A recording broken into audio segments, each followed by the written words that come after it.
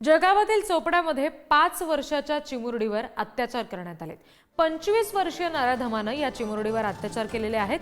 अत्याचार करणाऱ्या आरोपीला पोलिसांनी अटक केलेली आहे। परिसरातील नागरिकांनी नराधम आरोपीला बेदम चोप दिला आणि पोलिसांच्या ताब्यात दिला। या नराधमावर पोक्सो अंतर्गत आणि इतर कलमांअंतर्गत गुन्हा दाखल करण्यात आलेला आहे।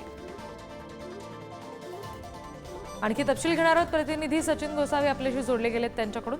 सचिन, नेमका काय प्रकार घडलेला आहे आणि याबाबत आता पोलिसांनी काय नेमकी कारवाई केली आहे?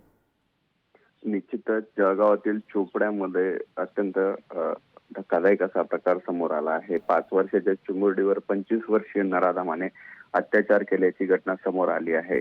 चोपडा शहरानजीक गोरगावले नावाचा एक परिसर आहे। त्या ठिकाणी जे बाहेरून येणारे आदिवासी कुटुंब आहेत ते मोलमजुरीची कामं करत असतात। या चिमुरडीचे आई वडील जेव्हा दुपारी कामानिमित्त शेतात मजुरी करण्यासाठी गेले असताना ही 5 वर्षीय बालिका बाहेर खेळत होती आणि तेच पाहून नराधमाने तिला जबरदस्ती झोपेत नेले आणि तिच्यावर अतिप्रसंग केल्याची घटना समोर आलेली आहे। जेव्हा ही घटना समोर आली त्यावेळी आजूबाजूच्या नागरिकांनी त्याला पकडून त्याला चांगला चोप दिला आणि पोलिसांच्या ताब्यात दिलेले आहे। यात बालिका देखील जखमी झालेली आहे। त्यामुळे तात्काळ बालिकेला चोपडा उपजिल्हा रुग्णालयात उपचारासाठी दाखल करण्यात आलेला असून आरोपीला देखील त्याला नागरिकांनी चोप दिल्यामुळे तो देखील जखमी झाला होता। त्याच्यावर देखील उपजिल्हा रुग्णालयात उपचार सुरू आहेत।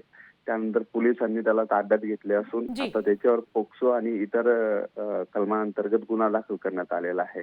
मात्र ही अत्यंत संतापजनक घटना असल्यामुळे नागरिकांमध्ये संताप पाहायला मिळतो आहे आणि त्यामुळे ह्या आरोपीवर कठोर कारवाई करावी आणि त्याला फाशीची शिक्षा द्यावी अशी देखील मागणी आता नागरिकांकडून केली जात आहे। जी सचिन, धन्यवाद दिलेल्या माहितीसाठी।